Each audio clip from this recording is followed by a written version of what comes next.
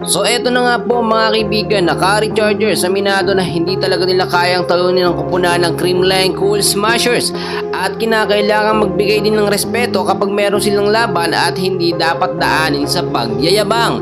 And bago natin yan ipagpatuloy kaibigan ko, huwag niyo po munang kakalimutan na i-like at i-subscribe ang ating YouTube channel at pahita rin ng notification bell. Maraming salamat po. Well mga kaibigan, yung huling naging laban ng Creamline at ng Akari Chargers, nakita naman natin nandoon pa rin ang sistema ng CCS na talagang hindi mabasa-basa ng Akari Chargers.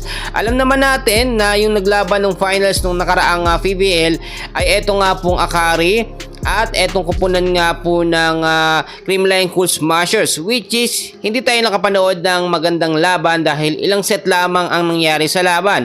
Same scenario mga kaibigan, Akari Chargers at Creamline Cool Smashers nung huling laban ng CCS, which is inabot lamang din ng 3 set etong kupunan ng Akari. Pero nung set 1 at set 2 nakita naman natin medyo may angas ang dating ng kupunan ng Akari Chargers. Do alam naman natin hindi nawawala talaga ang angasan at tiyabangan sa mga kupunan, pero dapat ilugar po nila mga kaibigan.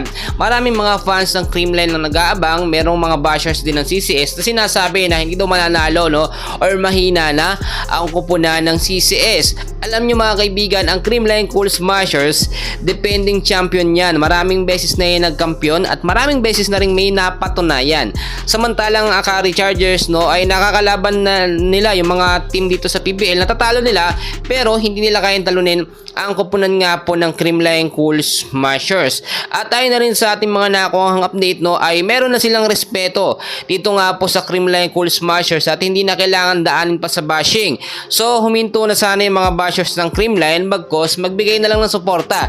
Kung sila dito sa Akari Chargers, then go, yun ang suportahan nila. At dito naman sa Creamline Cool Smashers, nakaabang dyan ng mga CCS fans sa talaga namang pinagtatagal ang Creamline sa mga bashers. At tayo na rin sa ating mga nakuhang update, mas lumalakas ngayon ng Creamline Cool Smashers dahil na-maintain po nila yung kanilang magandang sistema. At yung trio na star player po ng Creamline ay muli na nga po nakakapaglaro. Nandiyan si Tots Carlos, si Gemma Galanza, si Alyssa Valdez, do limited pa rin yung time niya, pero hinihahanda siya sa mga susunod pa na laban, which is doon po siya mas magagamit. Si Tots Carlos naman medyo ngayon kasi patagal din po siyang napahinga mga kaibigan at medyo nagkakaroon siya ng problema. Nagiging prone siya sa injury ngayon dahil yung kanyang galawan mga kaibigan medyo nababawasan, pero nandun pa rin ang kanyang galing. Samantalang ito naman si Gemma Galanza mga kaibigan, nananatiling consistent ang play niya.